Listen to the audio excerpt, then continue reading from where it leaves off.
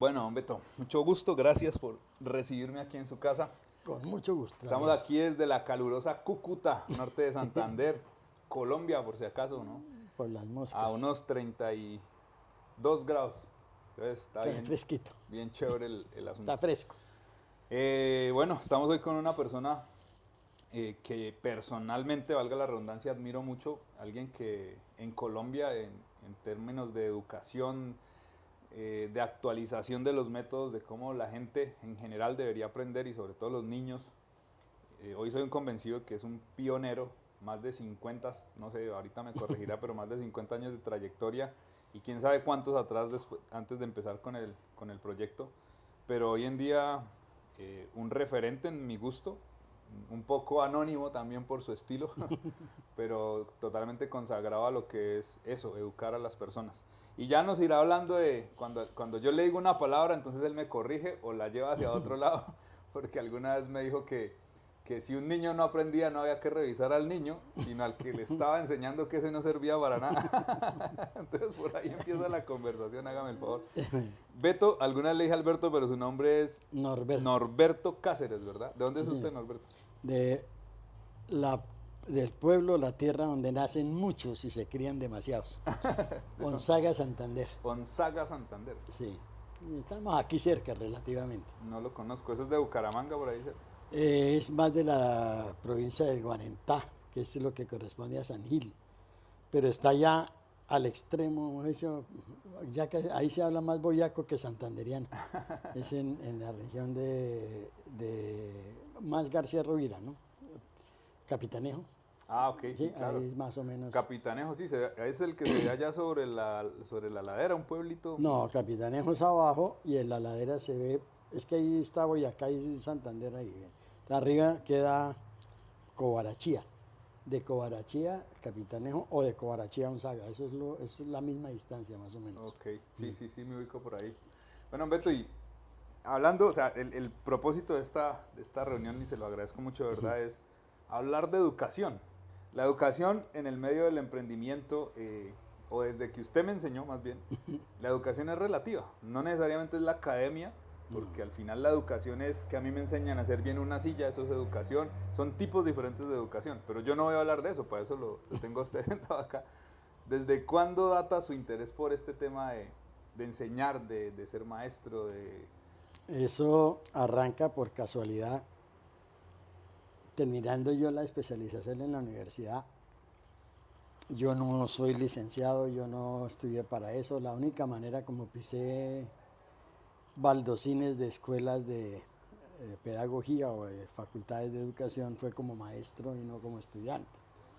Yo estudié Bellas Artes en la Universidad Nacional En Bogotá? en Bogotá Ok. y a la vez música, eh, metiéndome de sapo y de pirata en el conservatorio y con Si, una si tradición estuviéramos, los youtubers famosos son de España, muchos sapo en chivato, ¿no? sí, y con la tradición musical y con las ganas musicales y todo eso.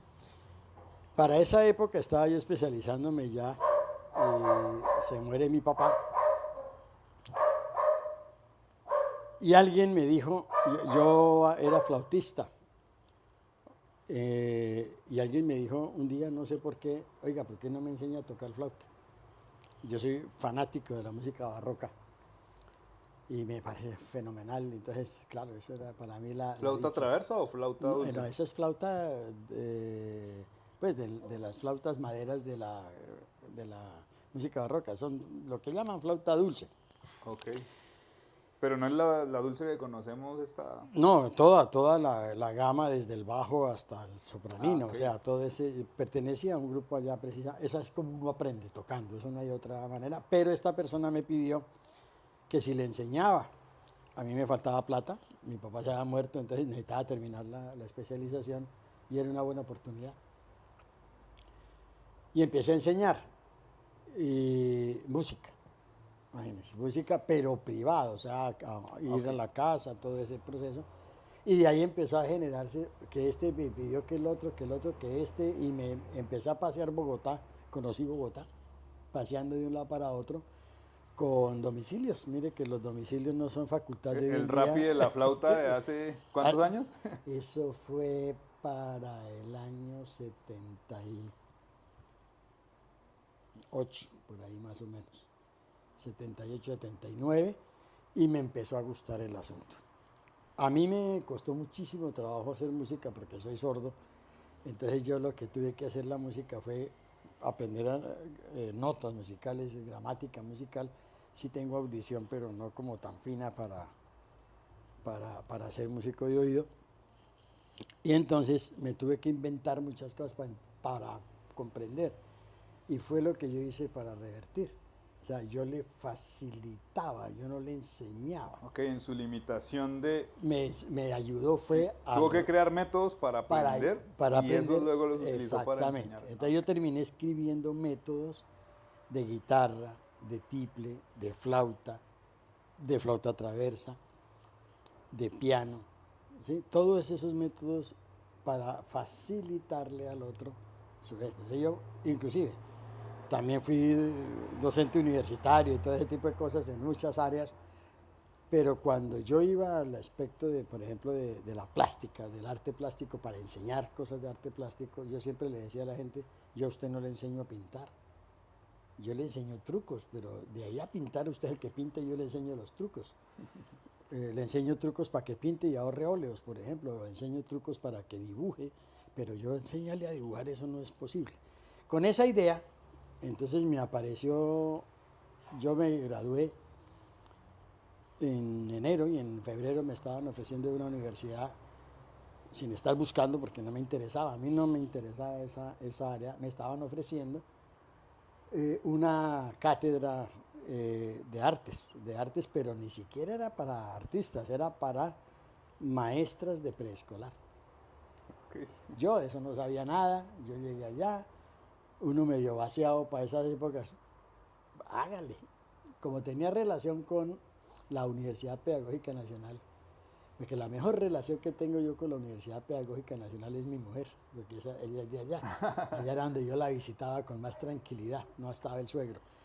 Y, claro, un espacio distensionado ahí, libre de obstáculos. Excepto cuando echaban piedra. Y le pedí a las amigas de ellas y a la gente que conocíamos allá ayuda para ese trabajo. El área era pedagogía de niños, preescolar, y la materia que iba a dictar yo allá era didáctica de artes plásticas, así se llamaba, una maravilla. Y empecé yo a investigar y todo gracias a estas personas y a lo que sabía como práctica y al poco elemento de musical que tenía enseñando música. Y se me creció el verano. Yo estando ahí, llegué un día a la decanatura, nos reuníamos los lunes, era una cosa muy juiciosa, con mujeres, que las mujeres son más juiciosas que nosotros, y llegué yo ahí y había una maestra que le dijo a la decana, le dijo, oiga, ¿usted le dijo? ¿Cómo así que usted le dijo? Sí, no, a mí se me olvidó. ¿De qué? ¿Están hablando de mí? No sé qué. Sí, vea, ¿sabe qué? Es que yo trabajo en un colegio y me tengo que retirar. Y a mí me han querido mucho allá y fueron muy queridos conmigo. Me da una pena dejar botado el puesto. Le dije, a mí que me van a recibir allá. ¿Puedo dar el nombre del colegio? Claro, sí. Es el colegio Desde que YouTube no nos regaña, pero no creo, ¿no? No sé, es el colegio San Bartolomé La Merced. De Bogotá. De Bogotá. Yo llego allá, primero le dije a ella, a mí en primer lugar no me van a recibir. Yo tengo cara de hippie, de marihuanero y de esa vaina, porque sí lo tengo. ¿Ya se le quitó? Todavía. En esa época era un hippie joven, ¿sí? Siempre ha tenido la barba así. Sí, yo, desde toda la vida. Y entonces llegué allá y evidentemente me recibió el director de estudios y yo le vi la cara al tipo de una vez. Pero ella lo que me dijo fue, vaya, hágame el favor, que si no lo reciben yo por lo menos le vi a alguien. Entonces el tipo me dice que sí, que no sé qué, que no sé qué más. Y entonces yo ya entendí que no. Entonces le dije yo, bueno, ¿qué hay que hacer? Dijo, tráigame una hoja de vida. Él no era el rector, no era el director de estudios. Es un escalafón que ellos tienen allá. Y le dije, bueno, ¿y tiene algún formato para la hoja de vida o lo que sea. Me dijo, no, trae una común y corriente. Tiene una máquina de escribir que me preste y yo la hago aquí mismo y se la dejo y una vez y nos ahorramos un paseo. Me dijo, no, tómese su tiempo, me dijo así. Después nos reíamos. Tómese su tiempo, listo. No me la entregué todavía que... No, yo fui la hice allá en la máquina en la otra universidad, y la mandé con la maestra. Me pusieron una cita y ahí arranqué. Entonces, cuando yo llego a San Bartolomé, el rector me hace una pregunta clave. Me dijo, ¿usted ha trabajado con universitarios? Eso no es lo mismo con pelados. Le dije, sí, tiene razón, pero si uno puede que en un lado y puede en el otro, pues a mí yo no le veo problema. Digo, pero es que usted trabaja con maestros. Y con mayor razón. Si hablamos de pedagogía, pues entonces hablamos de pedagogía y tal. Bueno, digo, arriesguémonos. Y arranqué. Yo arranqué a trabajar 6 meses y duré 11 años en San Bartolomé. 11 ¿Qué años. hice en San Bartolomé? Me aproveché de los jesuitas que tienen muchísima información, gente muy capaz y todo eso, y aproveché hasta el máximo lo que ellos me pudieron enseñar. A la vez, aprendí algo importante que es la pedagogía que nosotros manejamos en general, que era proyectos, o sea, proyectarse, salir del cerebro más allá. Y les propuse un cambio en el arte, eso se llama estética. Yo me acuerdo que era yo llegué y me estética. pusieron de sexto a octavo, y era estética, y eso tenía un programa y ya, eso era todo lo que tenía. En los elementales, que había elementales y había infantiles, pues allá había otros 2 maestricos, pero eran maestricas, pues digo maestricos porque no le paraban muchas bolas a eso. Música solo era hasta 7º grado. Y ahí para arriba no había música. De ahí para arriba hasta 9º había las tales plásticas, pero décimo, noveno, undécimo, los llevaban ya como al dibujo técnico y ese tipo de cosas, porque allá había salido ingenieros y salían arquitectos y toda esa cosa. Era como utilitarista la cosa en ese sentido. Yo comencé a mirar eso y me di cuenta que, me dieron una casa, la Casa Vieja. Yo la conozco. De San Bartolomé, hoy queda infantil, elementales. Ahí donde queda elementales y que sube eso de elementales para arriba. Al lado de la cancha de fútbol. No, aquí abajo, frente a la cafetería. Más tarde, cuando no estemos grabando, le muestro una foto. Entonces, esa casa era la casa donde iban los de 6º a 8º. Tenía una sala con mesas, prácticamente bancos de carpintería. Y allá estaba la arcilla y estaba todo eso. Otra que eran 40 mesas no era el tamaño de la vaina, 40 mesas de dibujo. Una oficina que yo creo que tendría unos, 50 metros cuadrados. Una vaina impresionante. Y unos escritorios viejos y bueno, era la Casa Vieja. Al otro lado quedaban los scouts y el patio central de esa Casa Vieja era la Casa de la Merced, por eso se llama La Merced. Eso era una cosa, yo tengo la foto. Bueno, entonces me metieron ahí y yo empecé a ver cosas allá y yo venía de hacer muchas cosas con la universidad y en la Universidad Nacional yo hice muchas cosas que me sirvieron para todas estas carretas que estamos hablando, para descrestar montañeros y todo lo demás. Entonces yo vi, lo primero fue que yo fui a trabajar, les entregaban todos los materiales y fui a buscar material y no había. Como no había materiales, yo me fui a buscar los cuadros y las esculturas y tampoco. Habían desperdiciado el material y todo. Desde el lápiz más simple se los entregaban, o sea, lo que uno pedía. Entonces yo me le fui al padrecito al curita. Bueno, eso se me pasó. Cuando el rector me acepta, fuimos donde el director de estudios, el tipo del rector ni siquiera abrió la carpeta. Cuando llegamos allá donde el otro, le dijo, mire, pregúntele cuándo empieza a trabajar. ¿Cuándo quiere empezar a trabajar? Fue que me dijo. Entonces el otro estaba, y a ese señor era el que yo le pedí el material, que el que me había rechazado. Yo ya iba peinadito, entonces ya me parecía otro, ya era otra cosa. El perro hace molestar harto. Y le dije, mire, aquí tenemos un problema y es que no hay material, o sea, yo no puedo trabajar, o si quiere yo le trabajo con lo que hay ahí, pero eso está mínimo. Va a ser muy complicado, le dije yo. Dijo, bueno, ¿y qué hay que hacer? Le dije, pues, material. Yo no sé cómo hacen sus presupuestos aquí, pero necesitamos el material. Entonces me dijo, bueno, páseme un presupuesto de lo lo que necesita por lo menos estos 6 meses y miremos a ver. Yo fui, miré, revisé. Yo soy muy reciclador. Es que llegó el que lo saca a pasear, pero es que ladra. Y hice la cuenta. Ahora, yo no sabía tampoco hacer eso. Entonces yo fui, mi papá sí sabía y había otros que sí sabían. Entonces les pregunté cómo se hace un presupuesto y la vaina. Y uno de ellos me dijo, ínflelo. Ínflelo porque se lo van a cortar y entonces es mejor que... Tire para arriba para que en el ajuste le quede lo que usted realmente eso fue necesita. Consejos extraños que yo no conocía. Y me fui, me acuerdo exactamente el valor, 80.000 pesos en el año 81. Tengo que llegar a la casa a hacer la cuenta de la inflación, Sí, a ver cuánto 81. equivale en este momento. Sí, eran 80.000 pesos. Creo que realmente con 60 hubiera tenido, pero 80 se fueron para eso. Y me fui con eso en la mano. Ahí aprendí que un proyecto bien diseñado, bien trabajado, bien sostenido, nadie le dice que no, con ese ejercicio. Yo lo hice muy juicioso, o sea, estaba muy bien hechecito de verdad. Y como soy reciclador, yo no pido por pedir, o sea, digamos bien de reciclador a tacaño, bastante cerca, ¿cierto? O sea, una cosa así. Y cuando le entrego yo eso al curita, me dice, ¿este valor? Le dije, sí, esa es la plata. Dije, ahí empezó.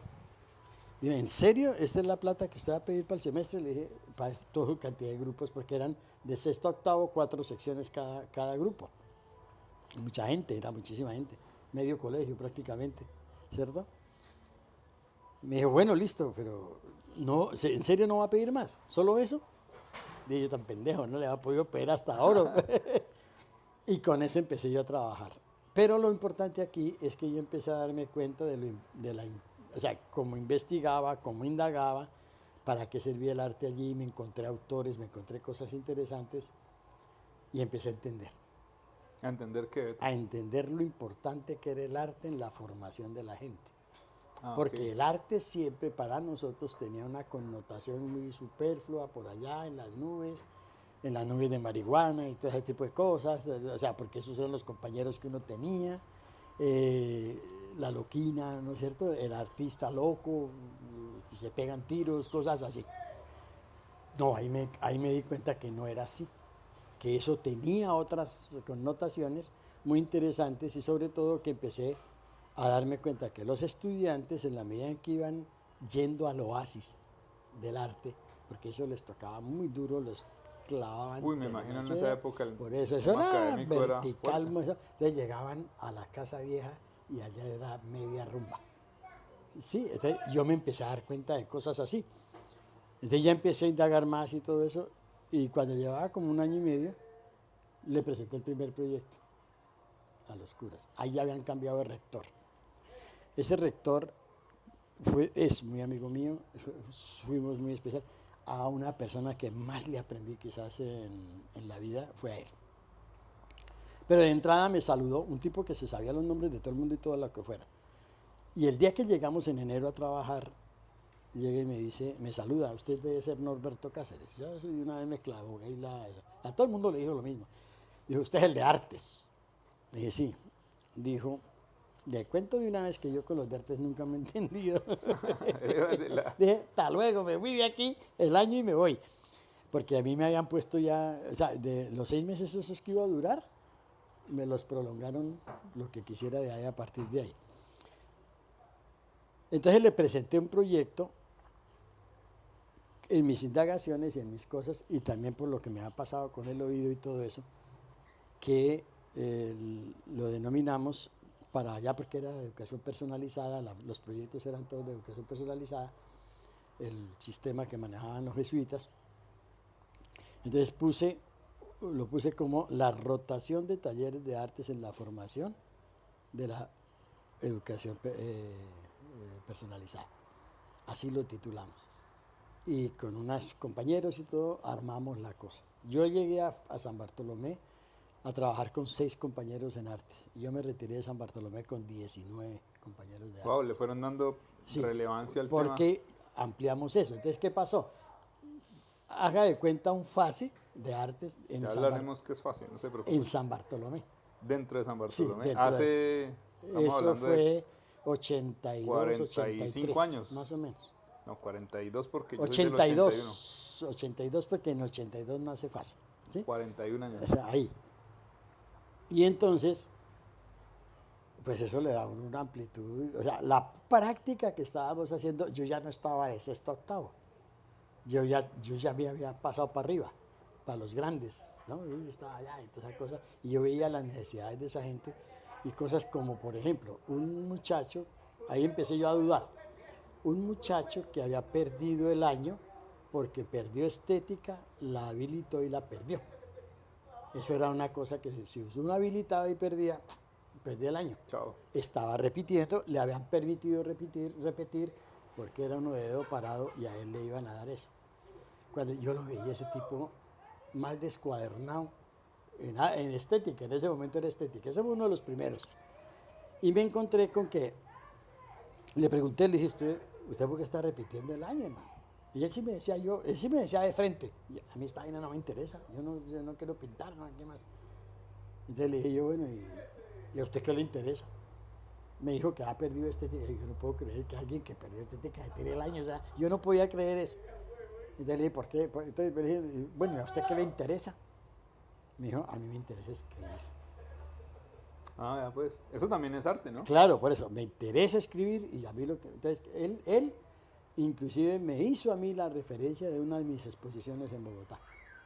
Él me escribió la referencia y todo. Yo lo usé a él siendo estudiante de San Bartolomé.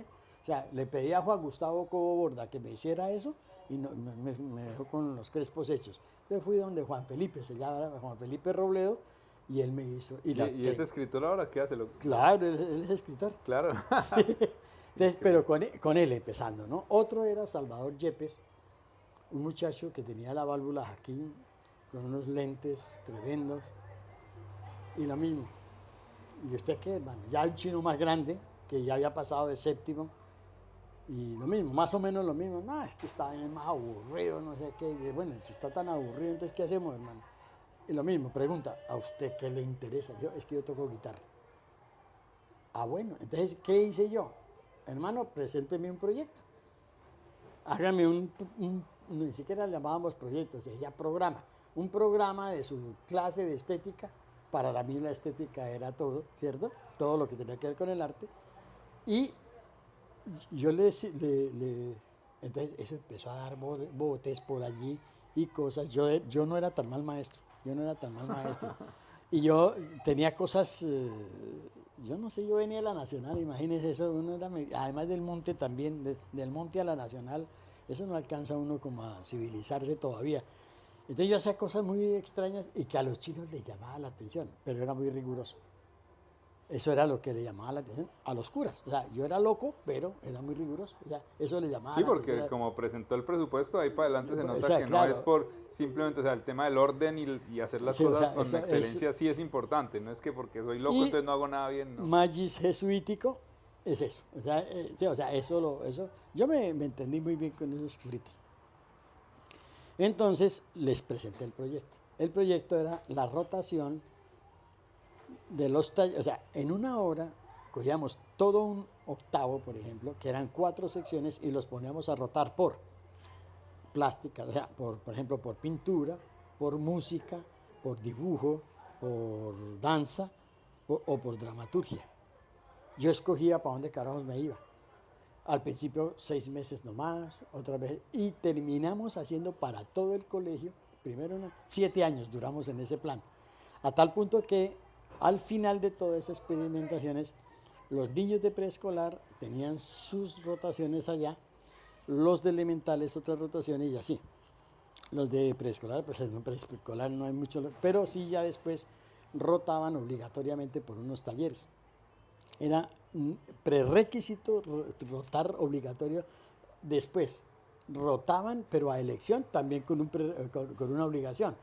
Tiene 4 talleres, hermano. Escoja por qué quiere empezar. No escoja el taller, un bimestre en un taller, un bimestre en otro, un bimestre, pero puede escoger. Antes no podía escoger, ahora escoja. Toma decisiones. ¿Sí? Escoja por dónde quiere empezar el año. Ya para entrar a 6º grado, la cosa cambiaba. Entonces yo ya puedo escoger de 6. 4 al año, hasta octavo. Entonces yo podía rotar, era obligatorio rotar. O sea, ahí era obligatorio rotar, o sea, no se podía quedar en un taller todo el año. Todo el año. Era obligatorio rotar. Cuando llegaban a noveno, entonces ya podía quedarse un año en un taller. Bueno, ¿y eso qué tiene? ¿Cuál era la estrategia? O sea, ¿ya a esa edad hay algo diferente o...? No, pues madurez cerebral, Okay. empezando por ahí. Y experiencia, práctica. Íbamos en que empezaron la rotación que era obligatoria. Bueno, sí, entonces la obligatoria hasta octavo. En En noveno, octavo. Ajá. noveno ya no, ya puede uno elegir 6 meses. Y O sea, hablábamos en de el la año, madurez mental. en el o sea, año, hacía yo el que quisiera, 9. Décimo y undécimo el año. Entonces hubo chicos que yo me los encontraba después en la Javeriana y me decían, no hermano, yo llegué aquí con descriptiva 3 y me tocó hacer todas las descriptivas y dije, uy, qué embarrada, pero es que no es que lo parten a uno en ingeniería o en arquitectura. Y yo sí, pero yo ya me la sabía, entonces para mí eso fue pan comido. Beto, pero usted habla mucho de su atuendo y en el tema, ¿no?, del aspecto físico y de cómo usted se veía en ese momento.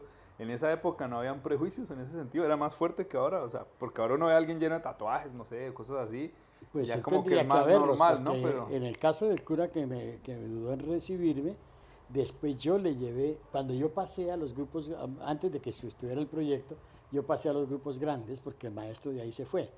Entonces yo le llevé candidatos y uno de los candidatos tenía el pelo en los hombros. Y cuando yo fui a hablar con el cura de cómo le había ido con eso, dije, no, usted me mandó un argentino. un argentino por el pelo. Por el pelo, porque en esa época los futbolistas argentinos eran de pelo largo. Y no lo quiso recibir por eso. Y le mandé a otro, y ese sí, pelado al rape. Peinado de lado. Bonito, hasta bonito era el chico. Bonito el hijo de madre. Entonces a ese sí lo recibió, sí había prejuicios. Y había prejuicios de toda índole, ¿no? Yo a los jesuitas les agradezco mucho porque la amplitud de mente que yo traía, ellos me la confirmaron. Ok. Sí, o sea, yo tuve la oportunidad de dialogar con teólogos duros teólogos de los jesuitas, con Pacho de Rú, con toda esa gente, con Fernán González, gente entre ellos de izquierda, por decirlo de alguna manera, que no eran de izquierda, pero ellos tienen una división que se llaman los paulistas y los juanistas. Pues, no sabía. Eso es subversivo, eso es como medio intrigante por ahí. Los paulistas son los de San Pablo. O sea, los que más se asemejan a San Pablo, San Ignacio, San Pablo se parecen mucho. Los juanistas son los románticos, los de San Juan. Okay. Ya, eso tiene unos sentidos interesantes allí. Entonces yo todas esas cosas me las aprendí. A mí siempre me ha gustado saber cosas y ser chismoso con esas vainas, entonces con ellos eso. Y algún día, eso toca repetirlo, pero bueno, se me vienen a la mente cosas, ¿no? Pero hablando de política, porque al final cuando uno habla de izquierdas, derechas, todo eso, son conceptos que hoy en día se dan como por sentados, pero que nadie se preocupa por la raíz. Y yo siento que en esta generación sobre todo hay un vacío absoluto en el tema de la política. Incluso, bueno, algo personal creo que es premeditado. La ignorancia es útil, pero claro, siento que no hay como una escuela. Sí, nosotros en FASE estamos trabajando eso, porque la realidad, claro, la política termina constitución del Estado, hablando de la política, no de los políticos. Correcto. O sea, constitución del Estado. Entonces, por ejemplo, yo me inventé dos instrumentos de trabajo para los chicos. Usted sabe que en los colegios los chicos eligen sus temas. Casi todos los que eligen este que le voy a decir van para abogados. Para abogados. Sí. ¿Y por qué lo tiene tan ¿Por claro? qué? Porque el primero son 12 talleres de la Constitución del 91. Ok, pero vamos a hacer aquí, porque se nos van a perder. Bueno, ahí está el capítulo clarísimo de sus inicios en el tema de la pedagógico, de la educación, sí. el San Bartolomé de la Merced, todo lo que usted pudo hacer, el apoyo y lo que aprendió con los jesuitas, todas estas escuelas. Queda clarísimo también cómo sus bases pedagógicas allá seguramente se influenciaron. Ahora, hablando de FASE, antes de llegar a los proyectos y cómo se constituye este tema, metámonos un poco en, o sea, cómo es ese primer momento del proyecto de lo que hoy es Fundación para la Actualización de la Educación. Así se llama, ¿verdad? Sí. Y Margot de Peregrino y toda esa película, claro. O sea, ¿cómo...? Esa fundación que hoy sabemos que esa fundación se replica en Colombia, pero que cada fundación de cada sitio, de cada región, es independiente O sea, tienen, administrativamente. okay, tienen como Son autonomía por regiones. Yo conocí FASE, es la abreviatura. Aquí se llama la Fase sigla, Cúcuta. FASE Cúcuta. Se llama así. Okay. El jurídico que tiene es Fase Cúcuta. Así se llama. Con unas características mucho más interesantes inclusive que las de Bogotá por razones de la vida. Entonces, eso empieza estando en San Bartolomé. Luzma, mi esposa, fue a San Bartolomé a un curso de esos que habilitan y todo, de francés. Curso remedial, le decíamos en mi época. Pero en la Merced. Les gustó mucho la vieja, pero el ser esposos no les parecía. Entonces ella se fue a trabajar al mayor. Al otro San Bartolomé, Al el que del queda en el centro, centro, al todavía de está verdad, hoy. al de verdad. ¿Y cómo Es así el que de verdad. Es el del 1600 y pucho. O sea, Ok, y ese colegio es así de viejo, Sí, yo no sabía. sí, claro, Ese fue primero. Es parte de la Plaza de Bolívar. Oiga, mis hijos hoy estudian allí y me contaban que incluso durante el Bogotá hubo como un incidente allí con el San Bartolomé. Claro, y eso tiene túneles por debajo y tiene una cantidad de sí, cosas. el mayor. El mayor, sí, Uy, claro. toca ir a conocerlo, vea, yo no sabía. No lo dejan entrar mucho allá, pero bueno. Entonces Luzma estuvo allá, pero en la época crítica. ¿El año 70 y algo? No, 80 y algo me está hablando. No, ahí estamos hablando del 87. Pasó, ahí estamos cerquita al Palacio de Justicia. Claro, por esos años fue. Bueno, todas las manifestaciones llegan a la Plaza de Bolívar. Por supuesto. Bueno, todo lo que usted quiera, y ella no es absolutamente nada nerviosa, sino temeraria, ¿no? O sea, ella eso terrible y toda la cosa. Estaba embarazada del segundo hijo. No le importa, para No, adelante. que va, todo lo contrario, eso le da miedo hasta al vuelo del mosco. Es muy nerviosa y habíamos perdido un hijo ahí en un aborto. Y entonces, eso no contaba. Y como el primero tuvo problemas y todo eso, teníamos que garantizar. Entonces ella se retira del San Bartolomé. Ella trabajaba era en el Colegio del Rosario del centro. Ok. Esa es que se parecen los dos colegios. Entonces ella se retira, tenemos el bebé está a mitad de año del año siguiente, ya más o menos grande, pero ella empieza a tener problemas porque yo tenía más puestos que un bus, ganaba menos que el chofer, pero eso tocaba porque ella no estaba trabajando. Entonces estaba preocupada y por eso fue a hacer los remediales y terminó trabajando en San Bartolomé. En el mayor. En el mayor. Cuando estaba allí, vinieron esos problemas y se retiró porque terrible, ¿no? O sea, entonces ella fue primero a Fase. ¿Qué pasó? Cuando sale del Rosario, el chico a mitad de año no sabe qué hacer y le habla a una persona que entonces tiene que ver con la señora que me mandó al San Bartolomé. Mire que eso empieza como a ser como medio raro, ¿cierto? Es una prima de ellas, de esa señora. Le dijo, oiga, yo trabajo en un colegio con una vieja loca, que no sé qué tal vaina. Una vieja loca. La señora de la que me hablas, que tras de cámaras me hablaba era la que hacía los pergaminos para, sí, ¿no? La que hacía los pergaminos para la... Pero esa para la Cancillería. Para la Cancillería. Entonces, esta le dice, mire, yo trabajo con una vieja, se llama Margot de Pellegrino, tiene una vaina toda rara, vaya como chévere y todo ese cuento. En el año 70 y algo. No, 87. Perdón, 87. 87. Wow. Entonces ella va allá, María va allá, se encuentra, y cuando llega a la casa de esa llegó fascinada. Y que sí, yo me voy para allá y que no sé qué, y arrancó. Pero eso estaba empezando, entonces un día pagaban y el otro día no, eso era una cosa terrible y pues no era la solución. Y ahí es cuando sale San Bartolomé Mayor. Y ella trabaja 2 o 3 años en San Bartolomé Mayor, pero seguimos conectados con Margot. Ya empezamos a hacer interlocución de la loquina. Y nos reuníamos y hacíamos cosas. Después Luzmar se vuelve otra vez para Fase. Ya Fase está en el verbenal, ya se ha consolidado un poquito. Yo voy por allá del Amberico cada rato y hacemos unas cosas. Yo salía de San Bartolomé hacia diciembre temprano, entonces yo iba y le ayudaba a montar la obra de final del año. Y así, cosas así por el estilo. Y ahí fue que se conocieron con Margot. Pero desde antes, ¿no? Desde cuando ella fue la primera vez, que eso era en Puente Largo. O sea, cuando ella estuvo 6 meses ahí y no más. Y empezamos a hacer interlocución y cercanía y toda la Yo me vaina, leí la ¿sí? historia en el libro de, Eso, de ahí, cómo después, empezó Fase y la idea eso. muy como fuera de lugar en esa época, sobre todo, Claro, ¿verdad? no, sí, claro, sí, y no. Margot había sido monja, Sí. entiendo yo, y ella pues se educó, era educadora dentro del tema Sí, no, ella del sí tenía servicio eso, tenía todo y su ese, ordenanza y la demás. toda esa escuela. Y ella monta el proyecto de Fase como en una manifestación de lo que ella consideraba que no Yo estaba digo que son bien. productos de la contracultura. Ok. Ella estuvo cerquitica a Golconda, comunistas, los comunistas amigos de ella eran los duros, los verdaderos comunistas, ¿no? No mamertos, no mamertos, sino, no, ella estuvo pegada en la Universidad Sí, Nacional, muy trabajó. revolucionaria, ¿no? Ella Sí, tenía su onda. tenía, claro, era como una rebeldía por lo que había pasado con el Many Mount. Entonces ella era como contraria a eso, ella quedó muy mal con lo del Many Mount porque fue una cosa que se desbarató. Por eso hizo fundación, para evitar que eso se quedara en manos de alguien. Entonces eso es de todos y es de nadie. Una fundación es muy jodido de Sí. recoger y todo eso. Entonces esa es la razón de cuando ella arranca con la fundación, y en el año 82. Luzman llega en el 87, ¿sí? A Fase.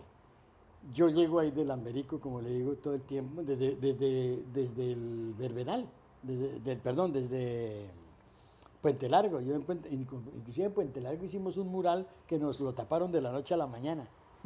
Eso fue también, y de gratis y cosas que uno hacía. Y de ahí, entonces, un día, como yo iba allá y todo eso, un día me dice, oiga, ¿por qué no viene a trabajar conmigo? Y dije, no, no podemos, porque aquí está Luz María. Entonces uno pensaba en eso, ¿no? Y segundo, usted no me puede pagar lo que me paga San Bartolomé. La plática, Sí, claro. entonces le dije, no puedo, no puedo. El día que usted tenga para pagarme lo que me paga San Bartolomé, llámeme. Y así fue. Ah, sí. Sí, en el año 92 estaba yo dictando una clase de guitarra cuando me llamó. Ya tengo la plata para darle no sé qué. Yo ya en San Bartolomé estaba descuadernado. Ya estaba haciendo otro proyecto que no era posible hacerlo en San Bartolomé. Tenía que ser en un tipo mucho más abierto mentalmente y es lo que yo llegué a hacer a Fase. Ese era un hijito de ese otro proyecto. Ya aquí estaríamos hablando de los primeros pasos de la neurociencia, o sea, de la ciencia cognitiva. Ok, vamos Sí, por eso es partes, otro porque rollo. ahí usted ya se me va a meter entonces donde alguna vez me dijo que el aprendizaje, a ver si lo recuerdo bien, era un proceso natural, ¿cierto? Es natural. Aprendí, Sí, claro. Sí, lo desaprendí más bien. sí, Y que desde ahí era que había que plantear todo el conocimiento, la claro. metodología para que este individuo aprenda solo, porque es que es natural aprender. ¿Sí? En Entonces, relación con el otro. ok, Solo, bueno, pero entonces, en relación con el otro, si no, no aprenden un carajo.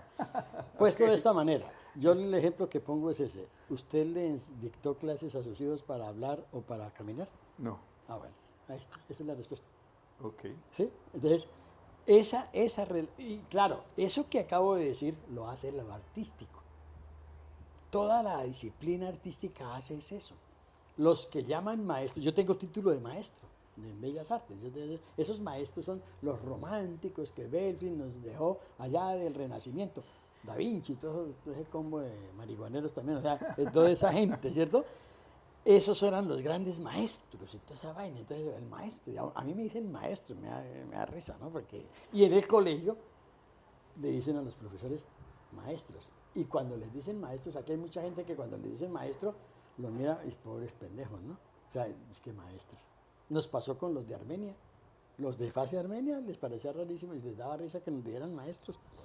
Pero así nos dicen en Fase, y ahí usted conoce esa historia. Entonces, esos maestros que comparten con el discípulo, porque ahí hay discípulo, para nosotros son estudiantes, pero no son alumnos. Alumnos es alumni, es sin luz, no iluminados.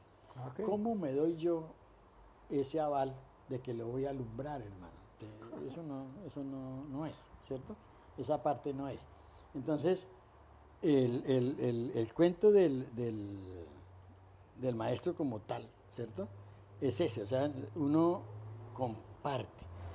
Y al compartir y al acompañar el aprendizaje en el otro, pues eso es lo que uno está dispuesto a hacer, acompañarlo y no más.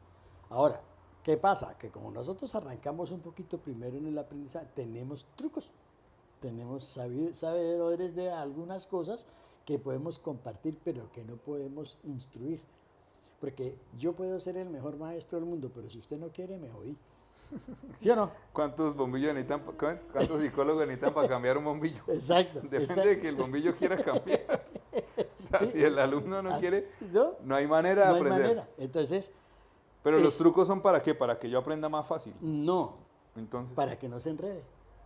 ok. O sea, yo termino aprendiendo sí o Usted sí. termina elaborando su aprendizaje. Eso es lo que hace fácil. Entonces, es natural, porque es que así es. O sea, natural es meter el dedo en el enchufe y quemarse, usted no lo vuelve a meter. ¿Sí? Por supuesto. Y natural es la curiosidad que lo llevó a meter el dedo. Pero usted mete primero el dedo y si el dedo no cabe, usted aprende. Voy a buscar algo que quepe en el huequito. Y voy con un alambre y el corto es mucho más grande. ¿Sí? Y entonces aprende o no. Es como ese tipo de... Hay consecuencias, pero que aprende. Claro, el aprendizaje son las experiencias de vida. Okay. Eso, entonces lo que se propone es eso. Entonces, lo digo porque en el arte es así, o sea, Bueno, uno lo ¿y siente qué tiene que ver el arte con, por ejemplo, que a mí me haya dado duro? De hecho, de adulto me di cuenta que a mí sí se me dan fácil las matemáticas, pero me di cuenta que lo que tenía era una duda por el miedo, porque yo veía la respuesta en mi mente y después dudaba. Y cuando dudaba reprocesaba y ahí era que me equivocaba. Y usted aprendió el miedo fue porque alguien lo calificó. No necesariamente en una nota, sino que lo califica, apúrele, ¿cuál es la respuesta? Ay, no, hermano, mejor dicho, ¿sí? Sí, exacto, era un estrés constante. Correcto, eso es lo que hace el instructor, el profesor, todo el tiempo. Obviamente no todos, pero es más o menos... Sí, dependía mucho de quién lo impartía, sí, porque por eso, pero más o menos ese es el común. O sea, eso sí, tiene, bueno, todas las connotaciones que queramos, la cantidad de estudiantes, las ganas de cambiar, eso es otro problema. El problema para nosotros es lo que estamos haciendo nosotros. El resto del mundo lo connotamos y lo interlocutamos para poder aprender también, porque es que ahí es donde uno aprende. La comunicación, eso es muy importante. Claro, yo me preparé como semiólogo. Entonces también sé hablar de esas carretas, entonces toda es carreta finalmente, ¿no? Entonces, ese aprendizaje se hace es con haciendo, decía Margot. O sea, eso es muy importante, pero entonces venía un problema, oiga, si es hacer haciendo y yo tengo que repetir toda la historia para aprender historia, no sea tan tonto, así no es tampoco. Usted ya tiene un cerebro desarrollado con un prefrontal, con unas características importantes que su aprender haciendo es leyendo. O mirando un video, o mirando, ¿sí? Utilizando herramientas de las que nosotros llamamos cognitivas.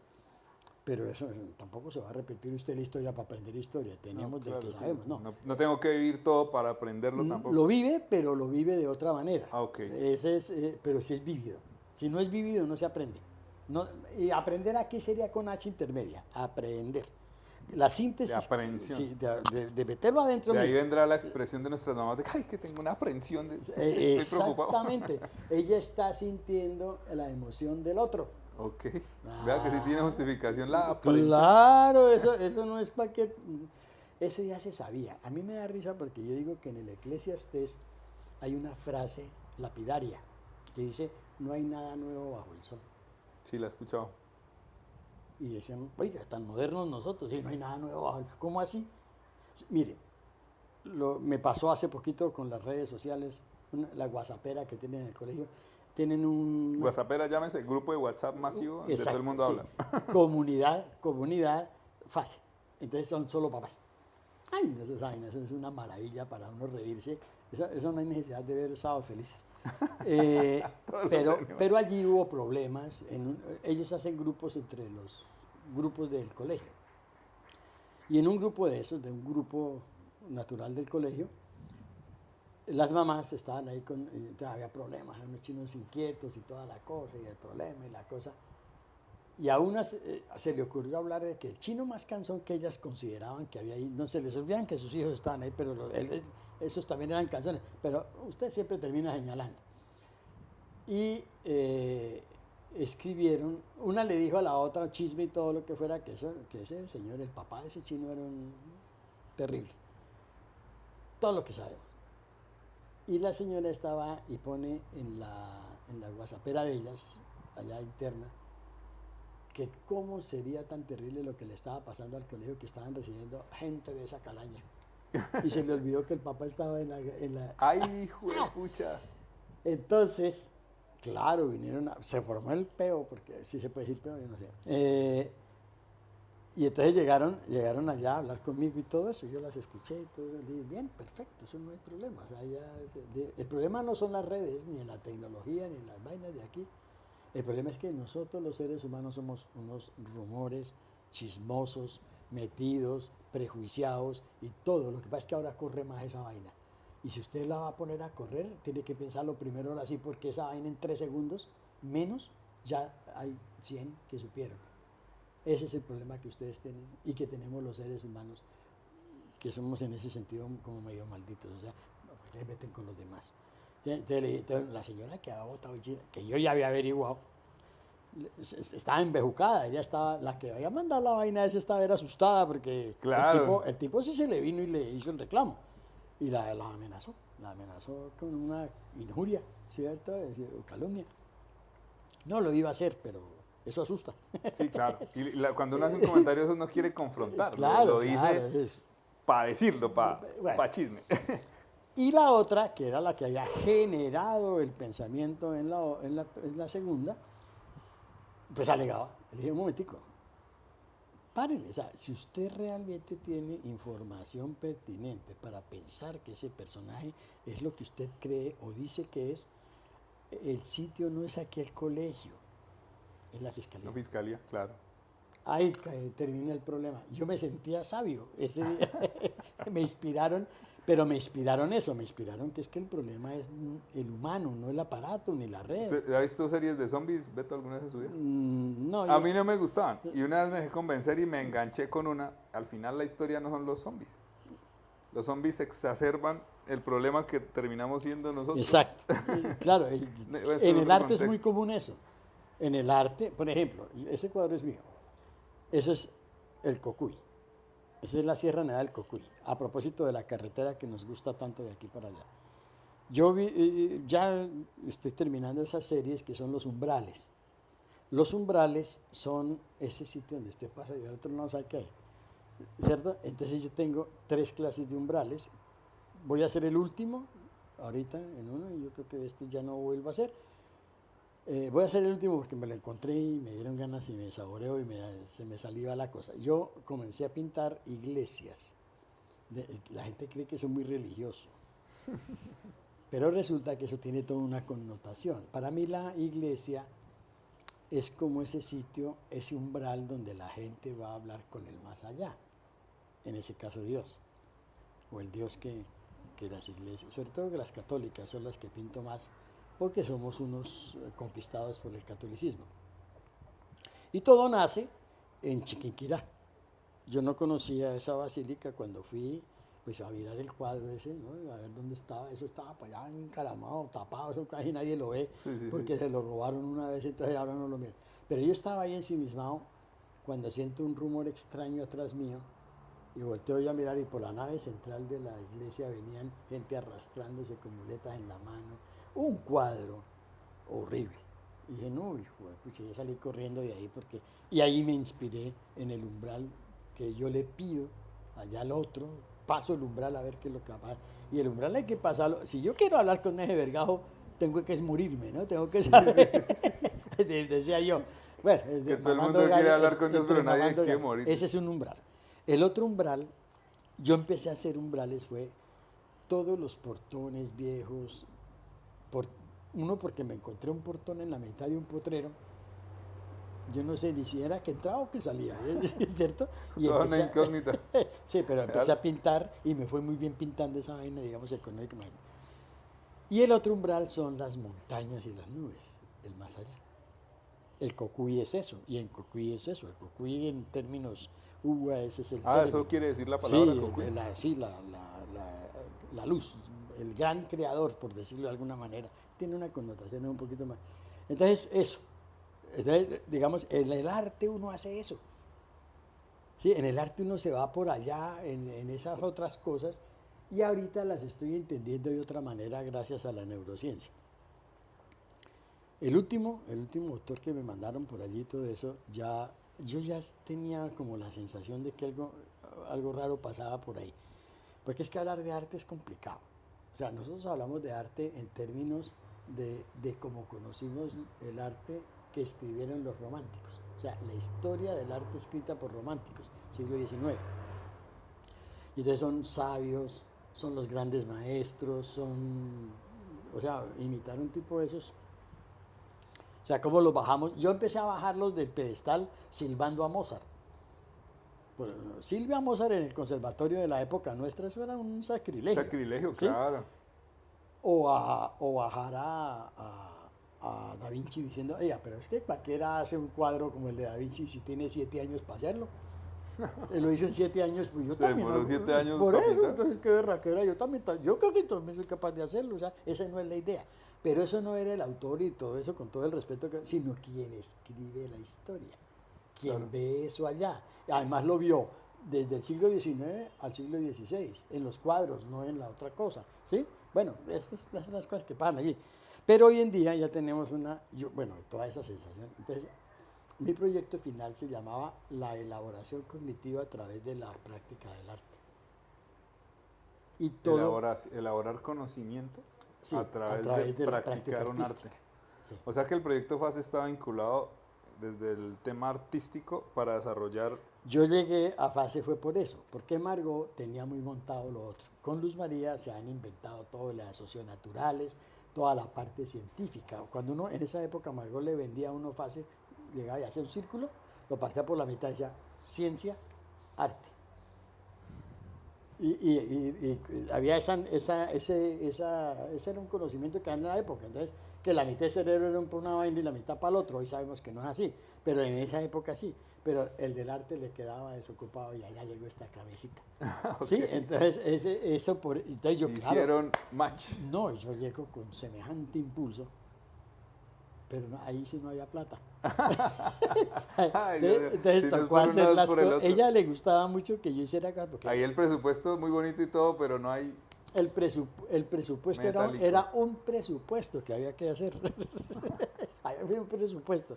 Una juego de palabras ahí. Entonces ahí engrané yo. O sea, y es eso. Entonces yo comencé a trabajar, pero no es porque sea todo arte, es que es miti-miti. Bueno, usted tuvo la experiencia de que ahí los chicos hacen arte de toda clase como experiencia, igual que hacen matemáticas, todo es igual, o sea, todo es una experiencia. Y Desde ese concepto de hacer haciendo. sí, ¿Sí? hacer haciendo, claro. Entonces, es el equilibrio entre lo emocional, sensible y lo racional. Hoy encuentro yo, gracias a esos autores, ya nos cambiarán porque hay muchas cosas que han venido cambiando. El proyecto nace en San Bartolomé cuando nosotros estamos ya, eso funcionó tanto ese proyecto que nosotros quedábamos desocupados todo el lunes. Y yo tenía unos loquitos muy interesantes y muy importantes ahí como maestros. Yo había llevado gente loca. Y el cura me decía, usted atiéndalos porque yo mismo, el que me había dicho que no podía con los artistas, yo no sé cómo hace usted, pero los tiene ya organizados, decía. Inclusive estábamos mejor organizados que los de educación física, eran unos locos, borrachines y todo, y resulta que los artistas no. Los artistas éramos otra, o sea, el tipo estaba admirado. Entonces, el cuento ahora es que la neurociencia habla de pues, las investigaciones y todo, que la parte racional es una cosa muy moderna. En cambio, la parte sensible somos todavía animalitos. Por supuesto. ¿Sí? Las emociones gobiernan Claro, 70 o 60% promedio. la conducta, muchas cosas. Todo. O sea, no es lo mismo hacer un cuadro feliz que emberracado. Las decisiones. Totalmente. Todo. Entonces, el cartesianismo nos puso en un pedestal el racionamiento y el raciocinio. De ahí debe provenir el tema de la civilización y la barbarie. Sí, la manera de verlo, la manera de escribirlo, eso, la razón. Hijo de pucha, nos jodimos porque Kant y toda esa gente, todos los loquitos eran metidos allá y en la otra parte quedó como relegada a una sensiblería, no, resulta que eso no es así. Fase rescata eso. Y en un principio 90%, 50%, pero pues ahora hablamos distintos, ya no hay necesidad de ese porcentaje. Entonces lo que hay que hacer es permitir los espacios para que eso sea posible. Yo hago matemáticas en el colegio, yo trabajo las matemáticas como un proceso de desarrollo lógico-matemático. Pero a la par con eso, que eso me conecta a las neuronas y me hace una cantidad de cosas muy interesantes y todo eso, de la misma manera lo hago con la música. La música también hace exactamente eso, pero distinto. Es otro elemento O sea importante. que en fase nadie se aprende las tablas de multiplicar, No. pero terminan multiplicando. Pero elaboran la multiplicación, Elaboran la la multiplicación. construyen. O sea, elaboran el algoritmo más bien. Ok. ¿Sí? Entonces no necesitan las tablas de memoria. Se las aprenden pues, por uso, uno termina usándolas, pero esas están por ahí en los aparatos. Ya no vienen en la, No, en la etapa de digamos los que cuadernos. fácil lo que se propone es algo que propusieron en la década del 50 algunos autores, que era aprender a aprender. Eso sí se hace allí. Entonces yo aprendo de una manera. Yo le digo a la gente, el día que usted aprende a aprender, se tira el negocio, porque no necesita maestros. ¿Cierto?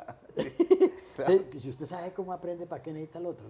No, en la relación siempre existe. Bueno, O sea, no el podemos, acompañamiento, el contexto no, pero ayuda, es que ¿no? la base fundamental de eso es el lenguaje, que es la característica articulada del mamífero humano. ¿Ve? El lenguaje es el que nos construye la mente.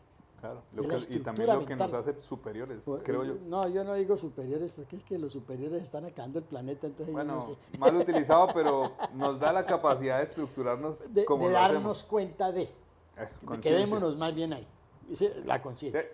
Yo por eso no hablo, porque esto es difícil. Es el acto de conciencia. Es el acto de conciencia, yo me doy cuenta de. Y con eso decido. Ahora, si yo soy torcidito y todo eso, pues ya sabe qué decido. ¿Para dónde lo y lo contrario. O sea, entonces, por ejemplo, hablamos de ética y de cosas así por el estilo también.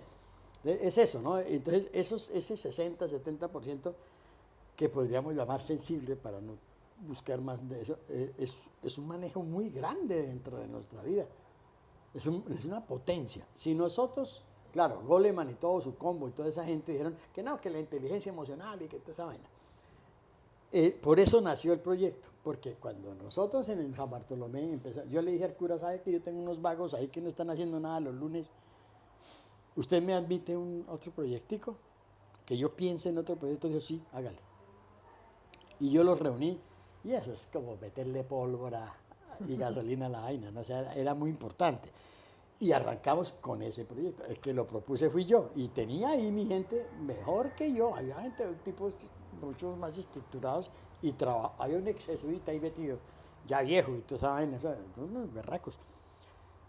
Y arrancamos a construirlo. Entonces, un día yo le dije al cura, me preguntó cómo va, dije, no, estamos como medio enredaditos, vamos a necesitar ayuda.